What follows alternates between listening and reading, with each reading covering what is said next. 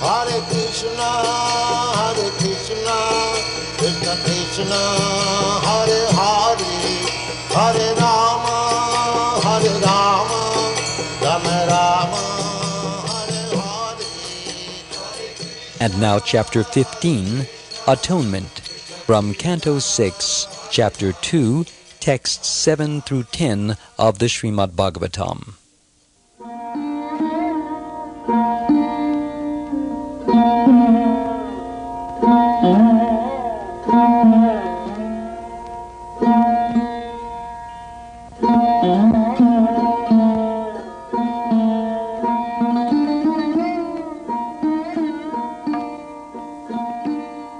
The Vishnu Dutas continued.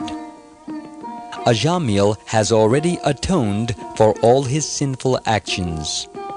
Indeed, he has atoned not only for sins performed in one life, but for those performed in millions of lives. For in a helpless condition, he chanted the holy name of Narayan. Even though he did not chant purely, he chanted without offense, and therefore he is now pure and eligible for liberation. Even previously, while eating and at other times, Ajamil would call his son, saying, "My dear Narayan, please come here." Although calling the name of his son, he nevertheless uttered the 4 syllables, Narayana. Simply by chanting the name of Narayan in this way, he sufficiently atoned for the sinful reactions of millions of lives. The chanting of the holy name of Lord Vishnu is the best process of atonement for one who steals gold or other valuables, for a drunkard, for one who betrays a friend or relative, for one who kills a Brahmin, or for a man who indulges in sex with the wife of his guru or another superior. It is also the best method of atonement for a man who murders his father, the king, or women, for one who slaughters cows, and for all other sinful men. Simply by chanting the holy name of Lord Vishnu, such sinful persons attract the attention of the Supreme Lord, who then considers, "Because this man has chanted my name, my duty is to give him protection."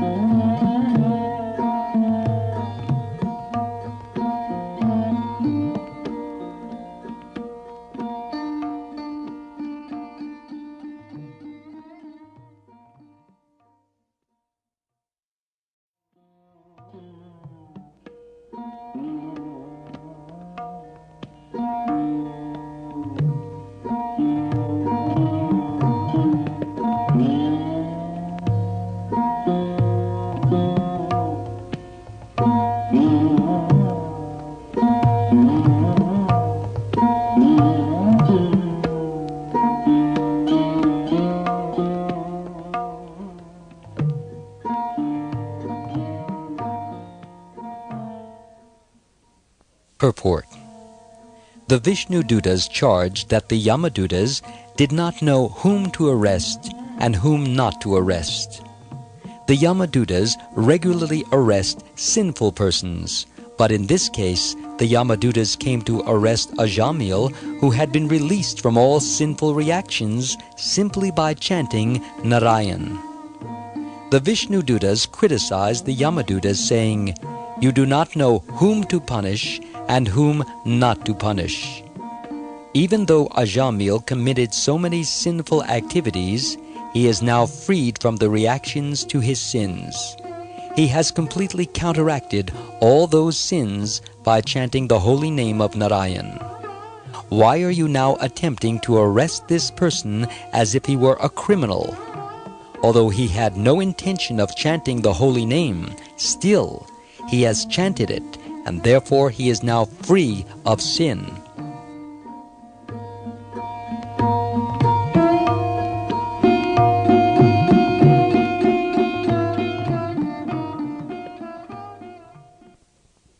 The Yamadutas had considered only the external situation of Ajamil. Since he was extremely sinful during his life, they thought he should be taken to Yamaraj. They did not know that he had become free from the reactions of all his sins. The Vishnu Dutas thus instructed them that because he had chanted the name Narayan at the time of his death, and also throughout his life, he was freed from all sinful reactions. In this regard, Srila Vishwanath Chakravarti Thakur quotes the following verses from the scriptures. Namno hi yavati shakti, papa nirharane hare, tavat kartum na shaknoti, patakam pataki narha. Which means, quote, simply by chanting one holy name of Hari, a sinful man can counteract the reactions to more sins than he can commit, unquote. From the Brihad Vishnu Purana. Avashinapi yanamni kirtite sarva patikai puman vimuchyate sadhya simha trester meger iva. Which means, quote, if one chants the holy name, even in a helpless condition, or without desiring to do so, all of one's sinful reactions immediately depart, just as a lion's roar causes the small animals in the forest to flee in fear. Unquote. From the Garuda Purana. Sakrid ucharitam yena harir ityaksharadvayam bara parikarastena mokshaya gamanam prati. Which means, quote, a person who once chants the holy name of the Lord, consisting of the two syllables Ha Hari, guarantees his path to liberation. Unquote. From the Skanda Purana.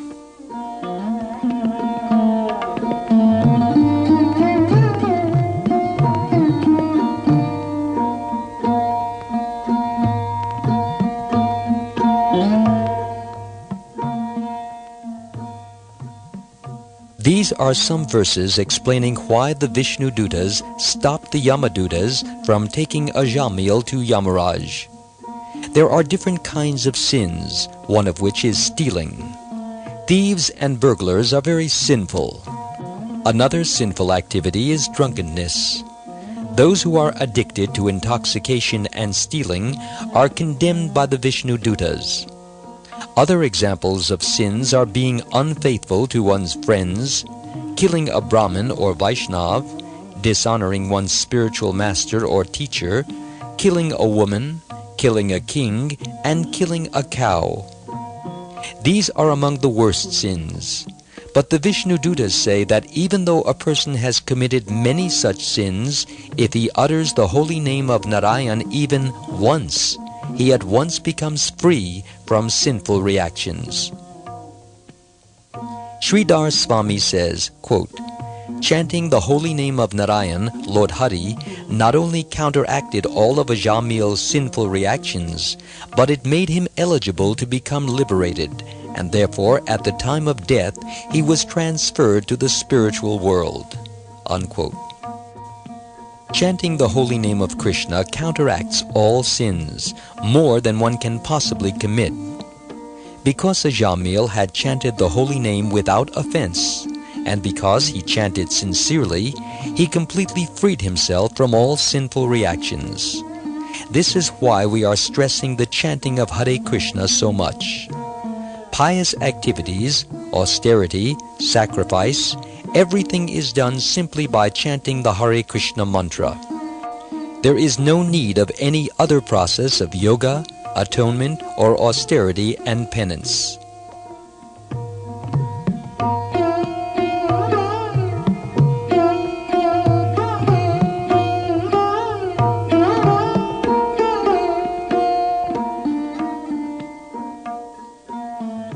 Simply by chanting without offense, one achieves the results of all other ritualistic performances prescribed in the Vedas.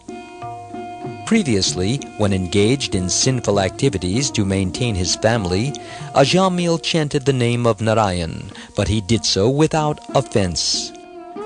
To chant the holy name of the Lord just to counteract one's sinful activities, or to commit sinful activities on the strength of chanting the holy name, is offensive. Namno balad yasya hi papa buddhi. But although Ajamil engaged in sinful activities, he never chanted the holy name of Narayan to counteract them. He simply chanted the name Narayan to call his son. Therefore his chanting was effective. Because he chanted the holy name in this way, he had already vanquished the accumulated sinful reactions of many, many lives. The conclusion is that one who always chants the holy name of the Lord without offense is always pure. As confirmed in these verses, Ajamil was already sinless, and because he chanted the name of Narayan, he remained sinless. It did not matter that he was calling his son. The name itself was effective. Foolish persons say that one can chant any name, even a demigod's name, and get the same result as chanting the holy name of the Lord. This is Mayavad philosophy. The Mayavadis think that everyone is God. They say, the demigods are God, I am God, you are God. Therefore they say that one can chant any name and become liberated. In Bengal, it is very popular to hold a Kali Kirtan. A party of people meet and chant Kali, Kali, Kali, or the names of so many so-called avatars. One rascal added his wife's name to the chanting, and his foolish followers accepted it. In this way, Mayavadi philosophers are leading their followers straight to hell. Chaitanya Mahaprabhu has therefore strongly warned against hearing from the Mayavadi philosophers, lest one's spiritual life be spoiled, and the path of devotional service blocked. We should always remember this when there is any question of chanting other names. We should chant the holy name of Vishnu, the holy name of Krishna, no one else's name.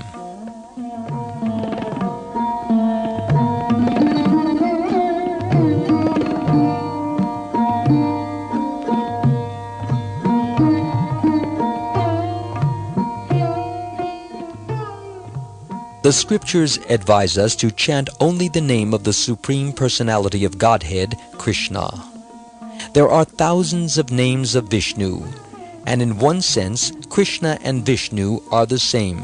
Yet the scriptures explain that chanting 1,000 names of Vishnu gives the result of chanting the name Ram just once, and chanting Ram 3 times gives the result of chanting Krishna once.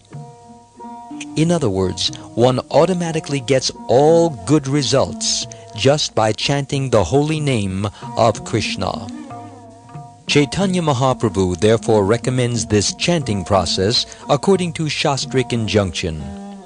Harer Nama, Harer Nama, Harer Nameva Kevalam, Kalo Nastyeva, Nastyeva, Nastyeva, Gatir Anyata, which means, quote, in this age of quarrel and hypocrisy, the only means of deliverance is chanting the holy name of the Lord. There is no other way. There is no other way. There is no other way. From the Brihan Naradiya Purana. By taking up this chanting process, we are immediately freed from all sinful reactions. Thus we begin our spiritual life. Without being freed from sinful life, there is no possibility of becoming a pure Vaishnava. Even a devotee may sometimes commit some sinful activity, either unknowingly or due to past sinful behavior. But if he sincerely repents, thinking, I should not have done this, but I am so sinful that I have again committed this sin, the Supreme Lord will excuse him on the basis of his genuine repentance. However, if he intentionally commits sinful activities, expecting that the Lord will forgive him because he is chanting Hare Krishna, that is inexcusable. If one commits sinful activities on the strength of chanting the holy name, he commits nam aparad, or an offense against the holy name. Of the 10 kinds of offenses, committing sins on the strength of chanting is the most serious. If after being freed from all sinful reactions by chanting Hare Krishna, one again commits the same sins, he is guilty of a grievous crime. For an ordinary man, that sinful activity may not be regarded so seriously. But for one who is chanting Hare Krishna, it is a dangerous offense, just as it is a serious crime for a government officer in a high post to take advantage of his position and accept a bribe. Such men are the most punishable criminals. If a policeman steals, his crime and subsequent punishment are greater than that of an ordinary man who steals. That is the law. Similarly, one who takes gross advantage of the Hare Krishna mantra, thinking, I am chanting Hare Krishna, so even if I commit some sin, I'll be excused, will not achieve the ultimate goal of chanting the holy name. He becomes entangled in a cycle. He is freed, then he again commits sin, then he is freed, and again commits sin, freed, and again commits sin. In this way, he is never liberated.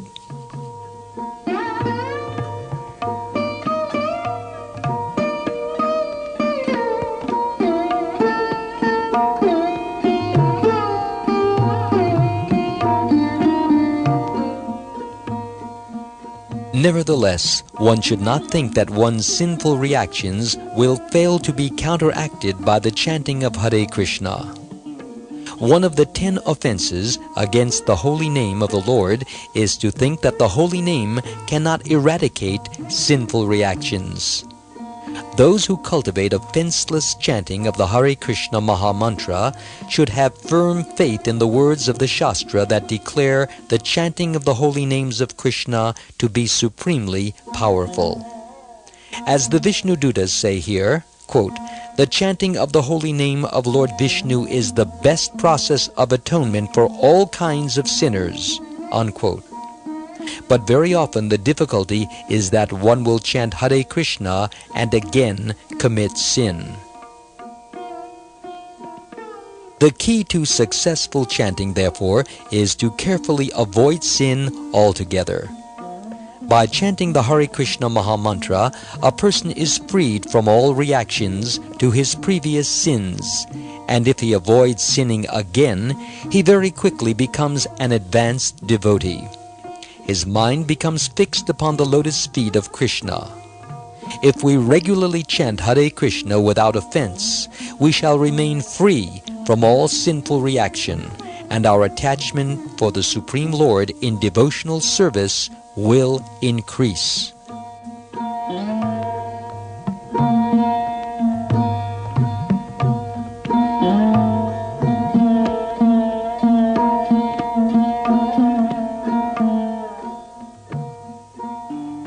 Once there was an argument between Thakur Haridas and an ignorant so-called Brahmin concerning the power of the holy name of Krishna. In an assembly of Vaishnavas, Haridas Thakur said, not only does a person become situated on the spiritual platform, Brahmabhuta, by offenselessly chanting the holy names of the Lord, but his dormant love of Godhead manifests, and he becomes liberated automatically. The Brahmin protested, don't exaggerate the effects of chanting in this way. One becomes liberated only after performing many austerities and penances. But you say that simply by chanting Hare Krishna one becomes liberated. If that is not the case, I shall certainly cut off your nose. Haridas Thakur replied, if chanting Hare Krishna does not produce liberation as a byproduct, then I shall cut off my nose. The members of the assembly witnessing this argument became extremely agitated upon seeing the great offense the Brahmin had committed against Haridas Thakur, and they immediately expelled the offender. Shortly thereafter, the Brahmin contracted leprosy, and his beautiful nose melted away. This incident is narrated in Sri Caitanya Caritamrta.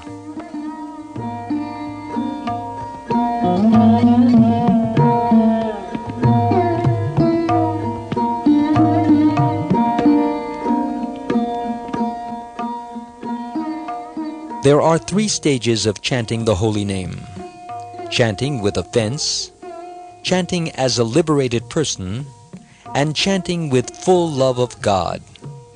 These progressive stages of chanting are like the ripening of a mango. An unripe mango tastes sour, but when the fruit is fully ripened, it tastes very sweet. Initially, we may be reluctant to chant, but when we become liberated, the chanting is so sweet that we cannot give it up. In this regard, Srila Rupa Goswami has composed a beautiful verse describing the sweetness of the holy name of Krishna.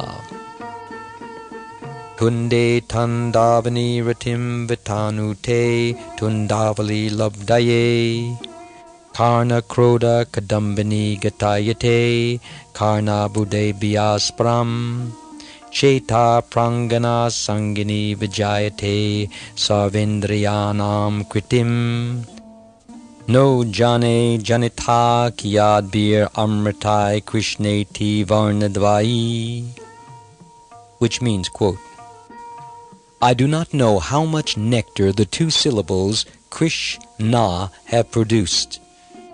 When we chant the holy name of Krishna, it appears to dance within the mouth, and we then desire many, many mouths. When the name of Krishna enters the holes of the ears, we desire many millions of ears. And when the holy name dances in the courtyard of the heart, it conquers the activities of the mind, and therefore all the senses become inert. Unquote. These are the symptoms of one who is on the liberated platform of chanting. At that stage, called prema, one has a great relish for chanting Hare Krishna, Krishna Krishna, Hare Hare, Hare Rama, Rama Rama, Hare Hare. But this stage is attainable only if one follows the regulative principles. We have to be cautious. After being cured of a diseased condition, we first enter the convalescent stage. If we do something wrong, the disease may return. It is not that we become liberated and can do anything and everything. At all times we have to stick by the regulative principles of devotional life.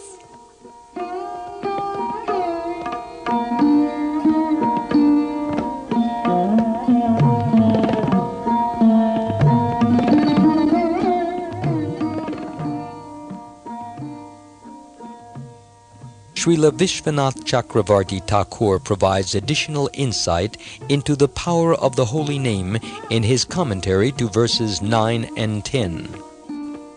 He writes this commentary in the form of a dialogue concerning how one can become free from all sinful reactions simply by chanting the holy name of the Lord. Quote, someone may say, it may be accepted that by chanting the holy name of the Lord, one becomes freed from all the reactions of sinful life. However, if a person commits sinful acts in full consciousness, not only once but many, many times, he is unable to free himself from the reactions of such sins even after atoning for them for 12 years or more. How is it possible, then, that simply by once chanting the holy name of the Lord, one immediately becomes freed from the reactions of such sins? Unquote. Vishwanath Chakravarti Thakur replies by quoting verses 9 and 10 of this chapter. Quote, the chanting of the holy name of Lord Vishnu is the best process of atonement for one who steals gold or other valuables, for a drunkard, for one who betrays a friend or relative, for one who kills a Brahmin, or for a person who indulges in sex with the wife of his guru or another superior. It is also the best method of atonement for a person who murders his father, the king, or women, for one who slaughters cows, and for all other sinful men. Simply by chanting the holy name of Lord Vishnu, such sinful persons attract the attention of the Supreme Lord, who then considers, because this man has chanted my holy name, my duty is to give him protection. Unquote.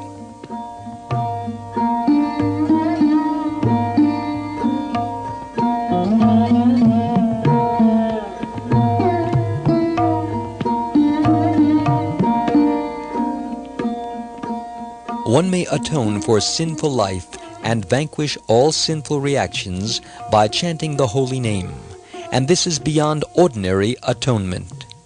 Ordinary atonement may temporarily protect a sinful person, but it does not completely cleanse his heart of the deep-rooted desire to commit sinful acts. Therefore, atonement is not as powerful as the chanting of the holy name of the Lord. In the Shastras, it is said that if a person only once chants the holy name and completely surrenders unto the lotus feet of the Lord immediately considers him his ward and is always inclined to give him protection. This is confirmed by Sridhar Swami. Thus, when Ajamil was in great danger of being carried off by the order carriers of Yamaraj, the Lord immediately sent his personal order carriers to protect him. And because Ajamil was freed from all sinful reactions, the Vishnu Dutas spoke on his behalf. Quote, Ajamil had named his son Narayan, and because he loved the boy very much, he would call him again and again. Although he was calling for his son, the name itself was powerful, because the name Narayan is not different from Lord Narayan. When Ajamil named his son Narayan, all the reactions of his sinful life were neutralized, and as he continued calling his son, and thus chanting the holy name of Narayan thousands of times, he was actually unconsciously advancing in Krishna consciousness. One may argue, since Ajamil was constantly chanting the name of Narayan, how was it possible for him to be associating with a prostitute and thinking of wine? By his sinful actions, he was bringing suffering upon himself again and again, and therefore one may say that only his chanting of the holy name of Narayan at the time of death, and not his chanting during his lifetime, was the cause of his being freed. However, his chanting during his life would then have been a nam aparad. Namno balad yasya hi papa buddhi. One who continues to act sinfully and tries to neutralize his sins by chanting the holy name of the Lord is a nam aparadi, an offender to the holy name.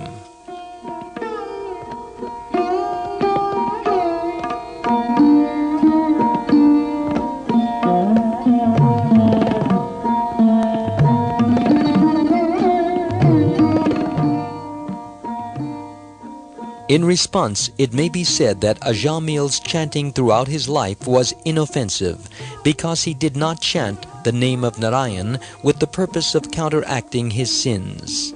He was in so much illusion that he did not realize he was addicted to sinful actions, nor did he know that his chanting of the holy name Narayan was neutralizing them.